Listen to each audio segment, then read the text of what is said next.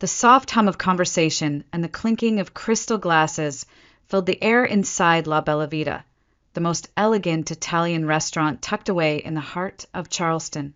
The afternoon sun poured through the tall arched windows, casting golden halos around the heads of about 50 guests who had gathered to celebrate Amelia Carter's graduation. I sat near the center table, watching my daughter's face glow with excitement, her deep blue dress, the one we had picked together just a week ago, fluttering slightly as she laughed. My heart, at 52, felt as full and proud as it had ever been. For a brief, beautiful moment, everything seemed perfect. Then Grant Carter, my husband of 26 years, rose from his chair.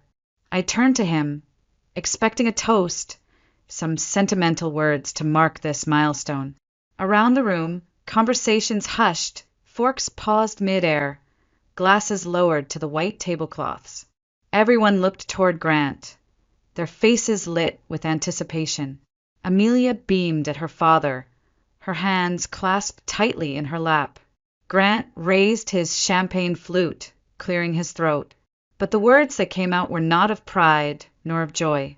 "I've decided to start a new life without Evelyn," he said, clearly, his voice cutting through the celebration like a shard of broken glass. The room froze. A fork clattered to the floor somewhere to my right. I heard a soft gasp from one of my friends seated nearby, the kind of gasp you make when watching a slow-motion car crash but being unable to turn away. I felt, more than saw, every pair of eyes shift to me, waiting for the eruption, the shouting, maybe even the cinematic slap across the face they'd expect from a scene like this. But I did none of that. I simply blinked once, twice, as the words sank into the warm, festive air and turned it icy cold. Grant stood awkwardly, his glass trembling slightly in his hand, daring me to react, bracing himself for the chaos he thought he had unleashed. I could see the fear flicker in his eyes when he realized I wasn't moving according to his script. Slowly, deliberately, I reached for my napkin, folded it neatly, and placed it beside my plate. Then, with the same calm precision, I pulled a cream-colored envelope from my purse and set it on the table in front of him. My voice, when it came, was steady enough for everyone to hear, cutting cleanly through the heavy silence. "This is a gift for you," I said. Grant's brow furrowed in confusion, his hand hesitating mid-air above the envelope. I leaned down and kissed Amelia on the forehead, whispering in her ear, "I'm proud of you, sweetheart. Today is your day. Don't let anyone steal it." Her wide brown eyes, so like my own, shimmered with unshed tears as she stared at me, confused, heartbroken. I squeezed her hand briefly, then straightened up, smoothing the skirt of my pale blue dress. Turning to the room, I smiled. A gracious, unbreakable smile. The kind you were not because you're unaffected, but because you refuse to let them see you bleed. The faces that had once crowded our Christmas dinners, who had laughed at my kitchen table, now looked away, studying their plates or the centerpiece, ashamed, because they knew. They all knew about Vanessa Brooks, the girl 20 years younger who used to call me Sis when she visited during holidays. I took a slow breath, allowing myself to feel the coolness of it inside my chest. Then I said with a voice that was both steel and silk, "Please enjoy the rest of the afternoon. It's a beautiful day for a celebration." Without waiting for a response, I turned and walked away, my heels clicking sharply against the marble floor, the sound echoing in the stunned silence behind me like the tolling of a final bell. I didn't glance back.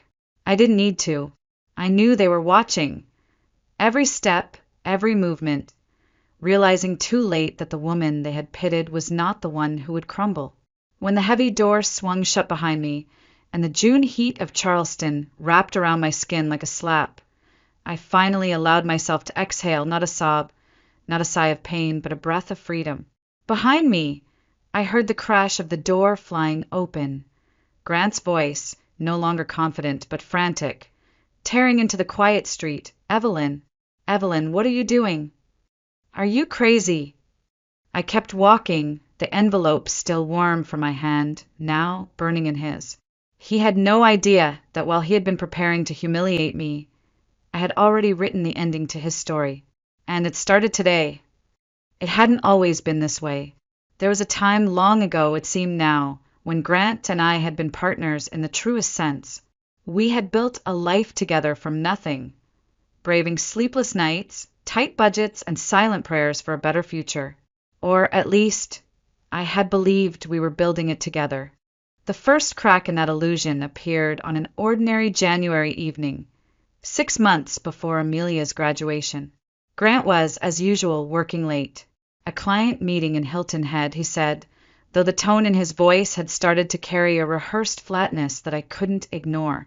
I sat at the kitchen table, flipping through the year-end bank statements, my plan simple. Check the numbers, pay a few lingering bills, and maybe, for once, allow myself a glass of wine without worry. I wasn't even looking for anything. Not really. Maybe some part of me still wanted to believe. But there it was, a small charge from a jewelry store in Atlanta, a place we had never shopped at, a place he hadn't mentioned. A cold sensation, like the slow creep of winter frost, spread through my veins. Grant wasn't a jewelry man, and it certainly wasn't a gift for me. I leaned back in my chair, staring at the transaction. A tiny seed of dread rooted itself deep inside me. I tried to brush it off. Maybe a client gift? Maybe an innocent explanation? But as I paged deeper into the statement, the seed began to sprout twisted branches. There were more charges. Fancy restaurants, hotel stays in cities Grant had never spoken about, random airline tickets, purchased for two, always two. My hands trembled slightly as I closed the folder. My first instinct was to call him, demand answers, force the truth into the light.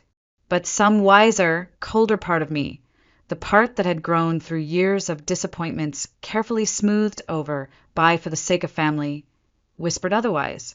No, not yet. That night, when Grant returned home smelling faintly of hotel soap and a brand of cologne he never used to wear, I greeted him with a warm smile and a glass of Cabernet. I asked him about his meeting, listened to his rehearsed answers, and nodded like the loyal wife I had been trained to be. But inside, something monumental shifted. I would not confront him. I would not scream or beg or cry. I would wait. A week later, my patience was rewarded. Grant, careless as ever, left his iPad unlocked on the sofa. I found it blinking awake as I straightened the living room, an open message thread illuminating the screen like a beacon. Vanessa Brooks. Her name, so bright, so grotesquely familiar, stared back at me, along with a series of messages dripping with promises of a new life. A beach house, endless nights, freedom, passion, lies. My heart didn't break, not the way you would expect. It hardened. I closed the iPad gently, placed it back on the coffee table as if it had never been disturbed, and made 2 phone calls. One to Margaret Maggie Lawson, a divorce attorney I'd met years ago at a women's finance seminar, and one to Jason Hart, an old friend of my brother's who worked as a private investigator. If Grant thought I would simply collapse, he had underestimated me. Maggie wasted no time. Over steaming cups of coffee in her sunlit office, she flipped through the original prenuptial agreement that Grant had once insisted upon before our marriage, back when I had the stronger financial standing, when he had been the one worried about betrayal. Clause 17, she pointed out almost smiling. In the event of proven infidelity, the innocent party shall retain majority ownership of all marital assets, including real estate, investments, and retirement accounts. A weapon, signed in Grant's own confident hand 2.5 decades ago, now gleamed sharp and ready in mine. Meanwhile, Jason's reports began to pour in like clockwork. Photos of Grant and Vanessa holding hands at resorts, sharing private dinners under fake names, disappearing into hotel elevators late at night. I documented everything. I made backups. I created detailed spreadsheets of financial discrepancies, secret accounts, and hidden transactions. I became a ghost in my own marriage, smiling through dinners, laughing at family gatherings, pretending nothing had changed, while beneath the surface, Every step I took led me closer to freedom. The decision to wait until Amelia's graduation wasn't easy. Part of me burned with the need for confrontation, but Maggie advised patience. Let him hang himself in public, she said with quiet steel in her voice. Let them all see exactly who he really is. And so I waited. Every morning, I slipped the cream-colored envelope into my purse before leaving the house. A silent reminder. A loaded weapon, tucked carefully out of sight. I rehearsed the moment 100 times in my mind, what I would say, how I would move, the calm that would coat my words like ice over fire. I would not scream. I would not cry. I would destroy him with nothing more than the truth. And when the day finally came, when Grant stood up at Amelia's graduation party and delivered his carefully timed betrayal, I didn't flinch, because while he had spent months crafting his exit, I had spent months crafting his downfall. The heat outside hit me like a wall as I stepped onto the cobblestone sidewalk, the golden late afternoon sun of Charleston pressing against my skin. I welcomed it. The burn of the air was nothing compared to the fire that had been simmering inside me for months, waiting for this very moment. Behind me, the door to La Bella Vita slammed open so violently it echoed down the narrow street. Evelyn, Evelyn, stop! Grant's voice, once smooth and commanding, now cracked with panic and disbelief. I didn't stop. My heels clicked against the stone, steady and deliberate. With each step, I felt the chains I had carried for decades fall away, clattering onto the ground behind me, useless, broken. I heard him stumble down the restaurant steps, his hurried footsteps pounding closer. His breath was ragged, desperate. You're not thinking straight. You can't just walk away like this, he shouted. I reached the edge of the sidewalk where the summer blooms from a nearby flower shop perfumed the heavy air. Slowly I turned around. Grant skidded to a halt a few feet from me, clutching the cream-colored envelope like it was some kind of lifeline he didn't yet understand he was already losing. His cheeks were flushed, his forehead beaded with sweat, his tailored suit suddenly looking far too tight around the shoulders. What the hell is this? He barked, waving the envelope as if shaking it would change its contents. I looked at him, really looked at him, for the first time in months. Not the man I had married, or the father of my child, or the charming businessman he pretended to be. Just a man, small, desperate, and now finally exposed. Just giving you what you've worked so hard for, I said lightly, my voice carrying easily on the humid breeze. Grant ripped the envelope open, his fingers clumsy, yanking out the thick stack of papers inside. His eyes scanned the first page, then the second. His face went through a kaleidoscope of emotions: confusion, disbelief, anger, fear. His hands trembled so violently that some of the pages slipped from his grasp, fluttering onto the sidewalk. Evidence of infidelity, financial misconduct, petition for divorce, he choked out, his voice dropping into a stunned whisper. How did you? How long? I crossed my arms calmly. Sometimes all it takes is one person being careless and the other being patient. He looked up at me then, a wild, furious glint in his eyes. You can't use this against me. The prenup expired. You have nothing. I smiled, a slow, knowing smile that tasted of long-awaited justice. You should have read it more carefully before you signed it, Grant. Clause 17. It remains valid throughout the marriage. You insisted on it back then, remember? Afraid someone would take advantage of you. I took a step closer, low enough so that only he could hear the next words, even if everyone inside the restaurant was surely still straining to listen. And now, ironically, it protects me. Grant staggered back a half step as if I had struck him. His grip tightened around the documents until the edges crumpled under his fingers. But what about the house? The retirement accounts? The investments? He rasped, his face draining of color. I tilted my head slightly, pretending to think, even though I knew every detail by heart. The house in Charleston? Mine. 70% of our joint assets? Mine. The personal account you thought you hid under a fake business name? Frozen. He shook his head violently, backing further away, as if physical distance could undo the trap that had already snapped shut around him. No, no, you can't do this to me. Vanessa and I, we had plans. A new life. A new house. His voice broke in a pitiful, ugly sob. I straightened my shoulders, feeling the late afternoon sun blaze against my skin like armor. Your new life, I said softly, will begin in a rented apartment funded by the scraps the court will allow you. Vanessa might want to start looking elsewhere. The words landed like stones thrown into a shallow pond, leaving ripples of devastation across his crumbling facade. Grant looked utterly shattered, clutching the papers like they were the last remnants of a dream gone sour. His shoulders sagged, his mouth opening and closing without sound. For a fleeting second, a mere flicker, I almost pitied him. Almost. But then I remembered every lonely night, every lie, every smile he gave another woman while pretending to be mine. And whatever mercy might have stirred inside me vanished like mist under the Charleston sun. A taxi pulled up to the curb, its engine humming quietly. Without sparing Grant another glance, I raised my hand and stepped toward it. As I opened the car door, I turned back one last time.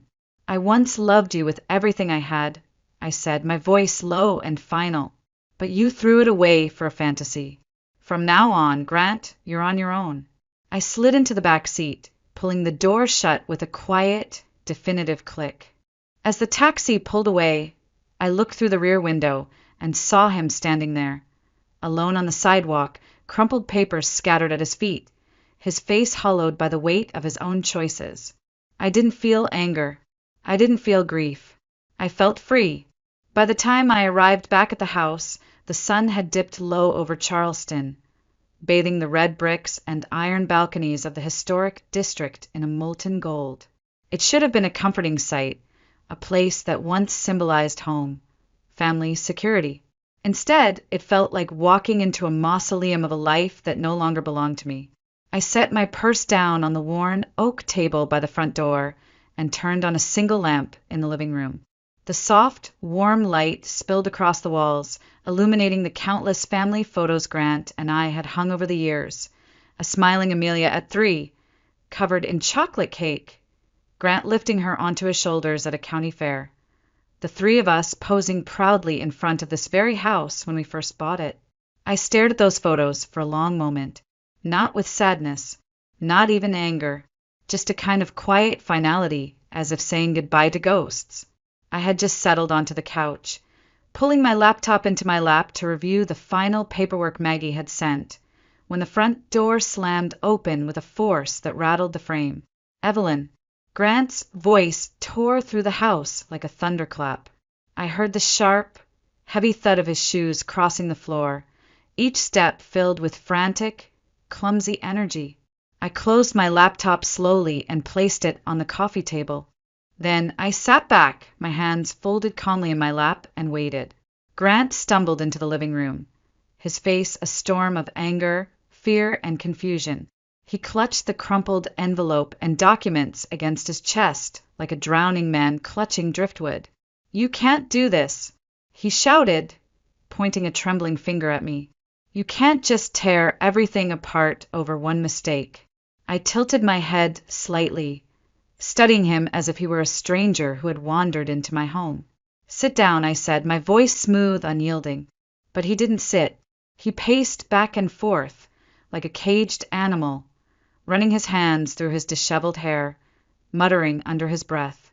"They canceled the lease," he blurted suddenly, turning toward me, his eyes wide with disbelief. "The apartment Vanessa and I were going to rent, they just called. Said my application was denied. Something about suspicious financial activity." I leaned back into the couch, crossing my legs leisurely. "That's because your credit file was flagged," I said coolly.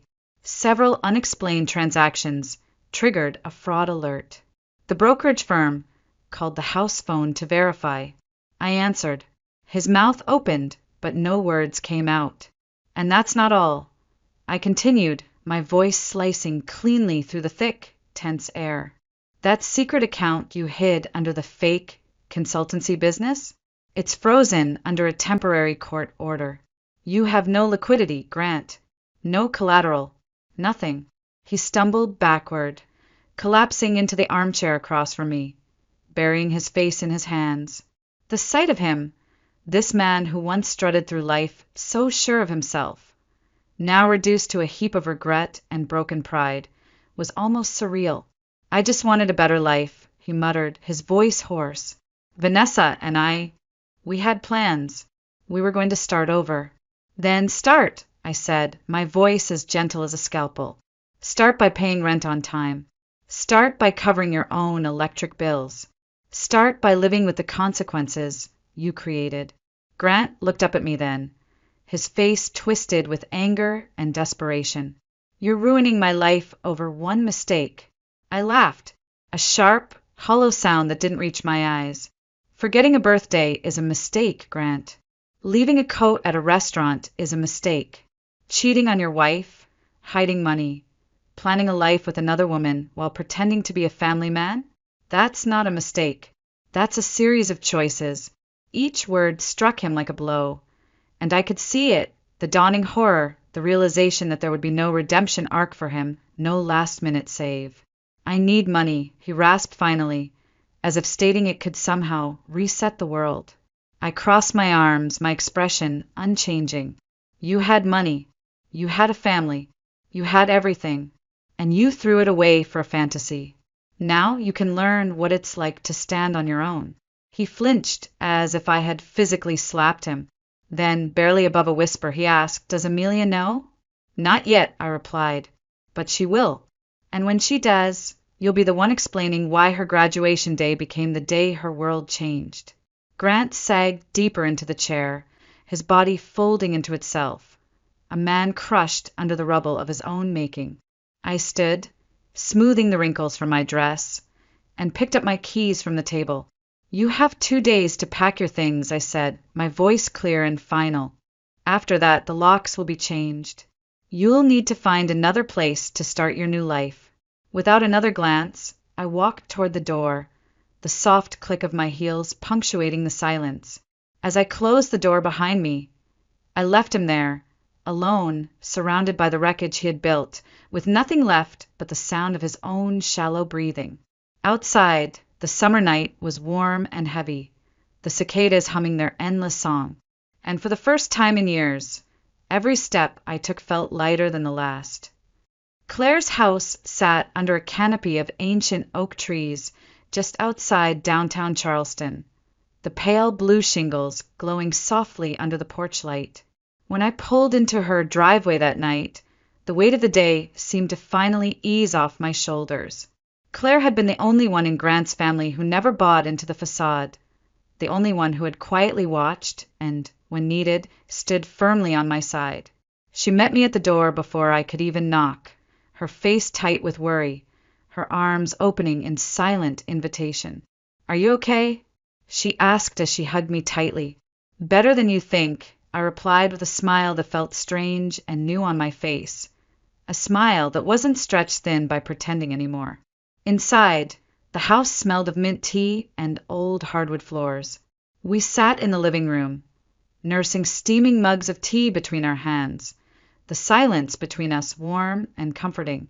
I texted Amelia, who was still out celebrating with her friends, letting her know that everything was fine and that we would talk later. She didn't need this moment tarnished any more than it already had been.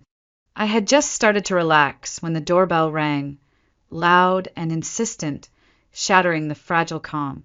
Claire and I exchanged a glance. She set down her cup and moved to the door cautiously. I stayed seated, my fingers tightening around the warm, ceramic mug. Heavy footsteps stormed across the hardwood floor, even before Claire could fully open the door. Grant, and trailing behind him, looking small and out of place in her sleek, expensive dress, was Vanessa Brooks. Grant looked wrecked. His tie was gone, his shirt rumpled and half untucked, his face hollowed with desperation.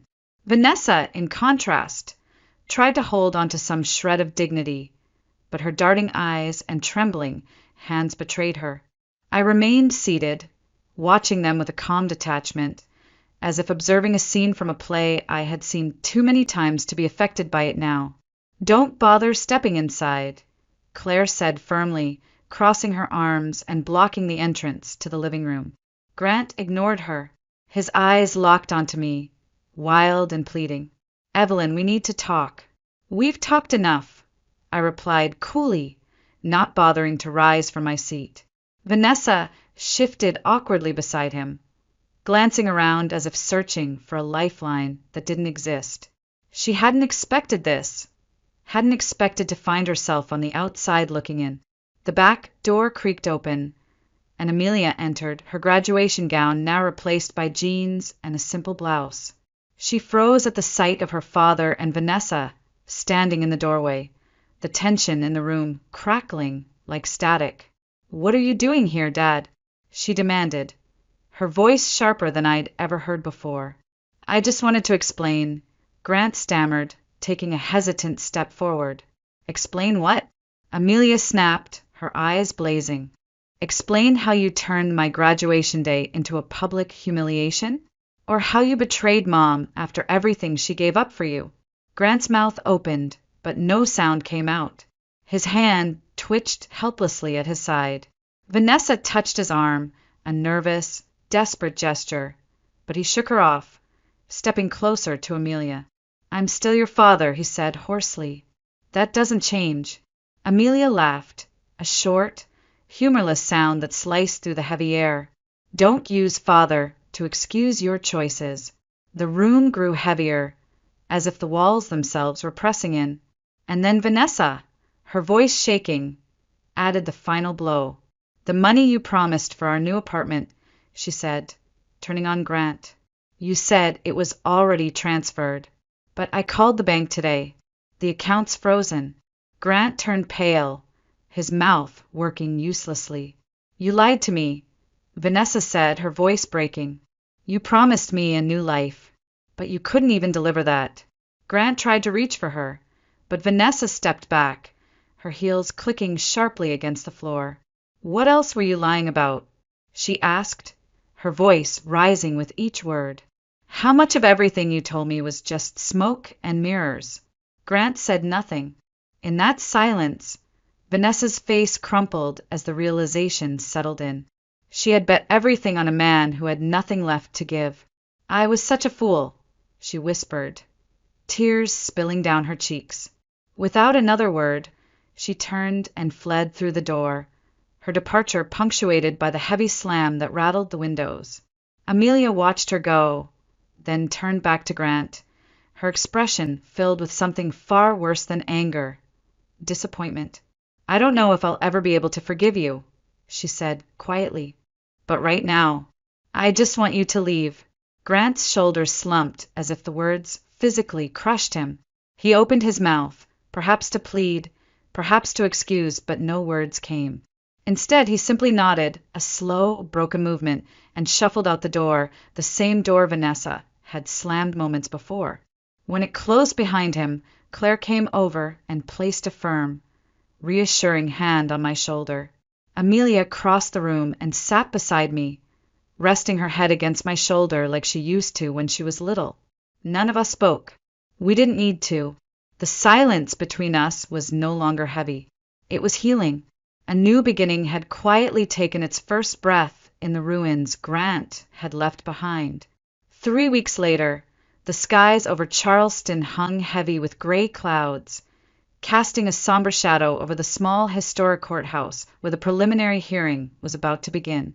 I sat quietly at the plaintiff's table, my hands folded neatly, my breathing even, my heart steady. Beside me, Margaret Maggie Lawson, my attorney, adjusted her silver glasses and offered me a small, confident nod. She had dressed in a sharp navy suit, her every movement exuding an effortless authority that filled the room even before the judge entered. Across the aisle sat Grant. Gone was the man who had once walked into a room with swagger and charm. He fidgeted in his seat, tugging nervously at the frayed strap of his worn leather watch. His face was paler, thinner, as if the weeks of scrambling and losing had worn him down to something brittle and hollow. Next to him sat a young lawyer. A boy, really, who looked barely old enough to rent a car, let alone defend a complicated divorce case involving prenuptial agreements and financial misconduct. Maggie leaned closer to me, her voice a low murmur. "Don't worry," she said, her lips curving into a faint, almost amused smile. He brought a lamb to a wolf's den. The bailiff called the courtroom to order, and the judge entered, a stern-looking woman with sharp eyes that missed nothing. She rapped her gavel once and motioned for opening statements. Maggie rose smoothly. She spoke with clarity, without a hint of drama or embellishment, laying out the facts like iron rails. The prenuptial agreement, she explained, was still legally binding. Grant had breached the fidelity clause. The financial misconduct, backed by clear documentation, was substantial enough to warrant the freezing of all marital assets until a final division could be ruled. She presented the evidence, financial records, photographs, private investigator reports, all meticulously organized and irrefutable.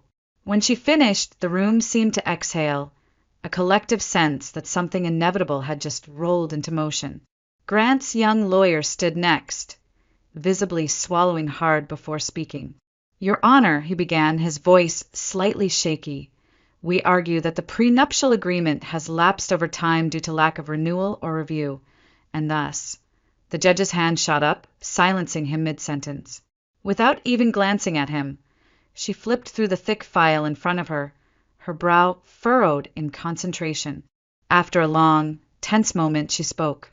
"Clause 17, she said crisply, tapping the page with her pen, states clearly that the agreement remains in effect throughout the marriage and any dissolution proceedings. No expiration date is indicated. This argument is dismissed." The young lawyer flushed bright red, his mouth opening and closing uselessly. The judge closed the file with a sharp thud that echoed through the small room. "The court finds the prenuptial agreement valid," she declared, her voice as final as a slammed door. "The plaintiff has provided sufficient evidence of a serious breach of fidelity. Marital assets will remain frozen pending final division." Grant slumped visibly in his seat, his body curling inward like a dying leaf. "And regarding residence," the judge continued, barely sparing him a glance, "the plaintiff, Mrs. Evelyn Carter, shall have temporary exclusive use and management of the marital home. The defendant shall have access only to his personal account, limited to essential living expenses." Grant's lawyer stammered, trying to object, but the judge shut him down with a raised hand and a cold stare. "I have reviewed the transaction records," she said sharply. "The defendant's behavior necessitates protection of the plaintiff from further financial loss." Maggie smiled faintly, as if she had anticipated every move before it even happened. She gathered our papers neatly, not a hair out of place. The gavel struck the bench again. The hearing was adjourned. I stood, smoothing my dress, feeling a sense of quiet triumph settle deep in my bones. Grant remained frozen, staring down at the scuffed wood of the defense table as if trying to sink into it. As I walked past him toward the exit, I heard his footsteps scramble behind me, quick and hesitant. "Evelyn." "Please," he croaked, his voice breaking. I stopped and turned, meeting his desperate, hollowed-out gaze with calm, steady eyes. "We once loved each other," he said, the words spilling out as if they might still mean something. "I did love you," I said, my voice quiet but sharp as glass. "But I love myself more now. And loving myself means not forgiving betrayal." Grant opened his mouth, but nothing came. His shoulders sagged further, his figure folding in on itself like a house collapsing after the foundation rots away. I turned and walked down the courthouse hallway, the echo of my footsteps a steady drumbeat in the heavy silence behind me. Outside, a soft drizzle had started to fall, the rain kissing the cobblestone streets in soft, rhythmic taps. I stood under the old iron awning for a moment, breathing in the clean, wet air, feeling a profound sense of peace settle over me. Today wasn't just about a courtroom win. It was about reclaiming the life I had given away for far too long. News travels fast in Charleston, faster still when it's about a once respected man falling from grace. Within weeks of the preliminary hearing, the whispered rumors that had hovered on the fringes of our social circles turned into cold, undeniable facts. Grant Carter, once the life of every charity gala, the golden boy of every networking event, had become little more than a cautionary tale. Lauren Brooks, the woman he'd gambled everything on, packed her designer bags and left within days of the court freezing his assets. A mutual friend told me she'd been overheard at a bar downtown, muttering bitterly into her drink, "I didn't sign up to love a broke man." Grant's fledgling real estate consultancy, which he had once boasted would turn him into a mogul, collapsed almost overnight. With no financial backing, no goodwill left in the community, and no allies willing to throw him a lifeline, the company office was emptied within a month. The sign above the door, once gleaming in bold letters, was hastily removed. A flimsy for lease notice took its place. Friends, or those who had once called themselves that, evaporated like dew in the morning sun. No more golf outings. No more lavish dinners at waterfront restaurants. No more Sunday brunches filled with hollow laughter. Grant had spent years building a life of appearances, and when the foundation cracked, the entire facade crumbled. Some acquaintances, emboldened by his downfall, reached out to me tentatively, trying to reforge connections they had long neglected. I answered their calls with polite indifference, declining every coffee invite, every just catching up text message. They hadn't stood beside me when I needed them. I had no use for them now. While Grant floundered in the wreckage he had created, I began piecing together something far more meaningful. It started small. A modest office space on the second floor of an old brick building in historic downtown Charleston, a sun-drenched corner overlooking a park where the oak trees dripped Spanish moss and the scent of magnolias filled the air. I signed the lease with a trembling hand, equal parts fear and exhilaration bubbling in my chest. On the frosted glass door, I placed a simple name, Evelyn Carter Life Strategies. I wasn't just building a business. I was building a lifeline for myself and for other women who had been blindsided by life's brutal turns. At first, I took on only a few clients, women navigating divorce, widowhood, sudden career shifts, sitting across from me with tear-streaked faces and trembling hands, not knowing where to begin. I knew that fear. I had lived that fear. "We'll start right where you are," I would tell them gently, "and you won't have to walk it alone." Word spread quickly. Lawyers began referring clients. Therapists, too. Even women who had heard my story in hushed circles came through my door, not for gossip, but for guidance. Within 6 months, the waiting list grew longer than I had imagined possible. I hired a part-time assistant, a bright young woman named Lena who had been through her own messy divorce at 25, and then eventually a second counselor to help meet demand. I wasn't just earning a living. I was rebuilding a life that was mine, entirely mine. One afternoon, while sorting through case files, I stumbled across an old photo tucked inside a forgotten folder. It was of me, Grant, and Amelia standing proudly in front of our house, the sun setting behind us, painting everything in hues of gold and hope. For a long moment, I simply stared at it, not with anger, not with regret, just peace. I wasn't that woman anymore, the woman who clung so desperately to a marriage already rotten at its core. I wasn't waiting for someone to come home. I wasn't sacrificing my dreams at the altar of appearances. I had stepped out from the shadows into the light, writing a new story, one that didn't require anyone else's permission to exist. Late that fall, just as the first cool winds began to chase away the heavy southern heat, Amelia came home for a weekend visit from her new job in Charleston. We sat on the porch of my little office, sipping tea as the leaves fell around us in brilliant bursts of gold and red. "I'm so proud of you, Mom," she said, her voice soft but brimming with emotion. I smiled, feeling something settle deep inside me, Not the fragile happiness of pretending everything was fine, but the solid, steady kind that came from surviving and thriving. In the distance, the bells from St. Michael's chimed, echoing through the cobblestone streets. I looked out over the park, the light catching in Amelia's hair, the warm cup cradled between my hands. For the first time in as long as I could remember, I wasn't waiting for the other shoe to drop. I was exactly where I was meant to be. The crispness of early fall lingered in the air the morning of the final hearing. I stood outside the same courthouse where months earlier everything had begun, feeling the cool breeze stir the edges of my light gray dress. Above me, the Charleston sky stretched wide and cloudless, as if the universe itself had decided today would be a day of clarity. Inside, the atmosphere was taut with tension. I walked into the courtroom with Maggie by my side, her presence calm and formidable. Across the aisle, Grant sat with a new lawyer, an older, more seasoned man this time, but it didn't matter. No legal maneuvering could undo what Grant had already destroyed with his own hands. Grant looked even thinner now, his once perfectly tailored suit hanging off his frame like a borrowed shell. He didn't meet my eyes, his shoulders hunched inward, his hands clenching and unclenching against his thighs. The judge, the same sharp-eyed woman from before, entered, her gaze sweeping over the room with clinical precision.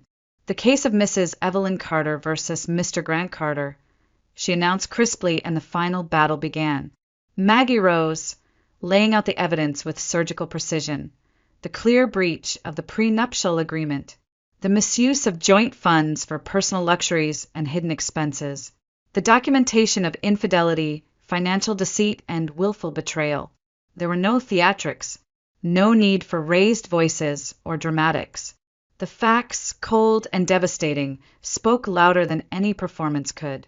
Grant's lawyer tried, half-heartedly, to appeal for leniency, tossing out tired phrases about emotional contributions and years of shared life. But even he seemed to know the futility of it. When it was my turn to speak, I stood without hesitation. For more than 2 decades, I began, my voice steady, I gave everything I had to our marriage. My time, my trust, my sacrifices were countless and silent. I built a life with him, around him, for him. And when he found something new, something shinier, he didn't just walk away. He tried to erase me, as if I were nothing more than a chapter to be torn out. I paused, letting the words settle in the silent room. But I am not a chapter, I continued, my voice rising only slightly, fueled by quiet, unshakable conviction. I am the author of my own story, and today I reclaim the pen. The judge nodded once, her face unreadable.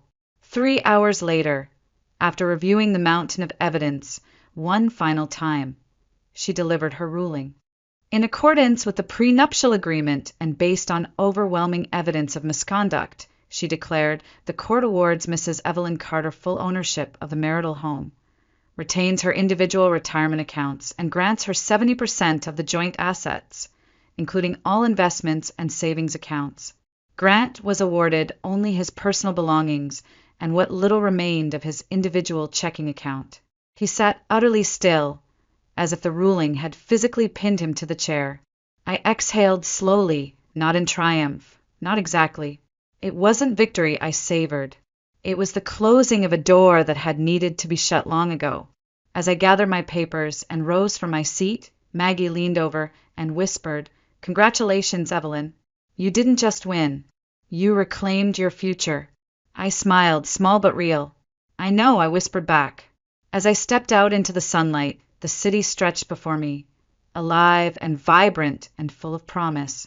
I paused for a moment at the top of the courthouse steps, letting the warmth of the day soak into my skin. Grant trailed behind me, his steps slow, his face a portrait of devastation. He stopped a few feet away, his mouth moving as if he wanted to say something, apologize, beg, but no sound came. Only a look, a deep, hollow look of regret, passed between us. I held his gaze for a moment longer than I intended, and then I turned away. Some doors, once closed, should never be opened again. As I walked down the courthouse steps, I felt lighter than I had in years. Not because I had taken something from him, but because I had finally taken everything back that he had stolen from me. My dignity, my peace, my life. The autumn breeze carried the scent of salt from the harbor and the faint rustle of leaves overhead. A new chapter was waiting, and this time it would be written on my terms. Autumn deepened in Charleston, painting the city in strokes of gold, crimson, and burnt orange. The air turned crisp, carrying the scent of wood smoke and the salt tang from the harbor. Life, like the seasons, moved on quietly, steadily, and so did I. After the final hearing, the news of my divorce and of Grant's downfall spread through our old social circles like a slow-moving wildfire. Whispers filled every charity luncheon, every book club meeting, every casual brunch where old acquaintances gathered to sip mimosas and trade gossip like currency. But I didn't attend those gatherings anymore. I had no interest in their pity, their curiosity, or their sudden, hollow offers of support. My world had shifted beyond the shallow waters where I once tread carefully, trying not to make waves. Now I sailed in deeper seas on my own terms. The small office I'd rented for Evelyn Carter Life Strategies quickly outgrew itself.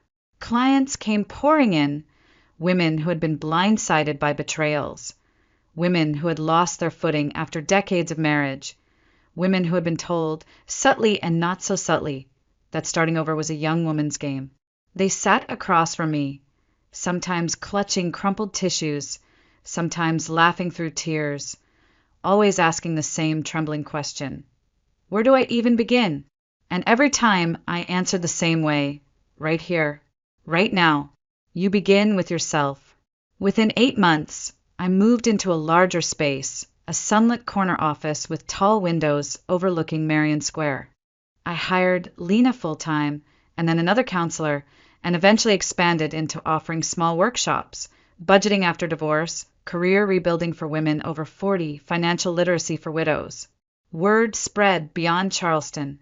A few local papers picked up the story, a woman helping other women rebuild after personal loss, and soon my client list included people from neighboring states.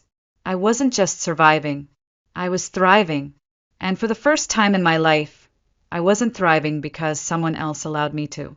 I was thriving because I had carved that path with my own 2 hands. One late afternoon, as I closed up the office, my phone buzzed. Amelia. She had been promoted again, now leading the communications team at her company in Charleston, blazing her own path just as fiercely as I had learned to blaze mine. Hey, Mom, she said, her voice warm and familiar. I was just thinking about you. I smiled, leaning against the window, watching the sunset bleed across the horizon. What about?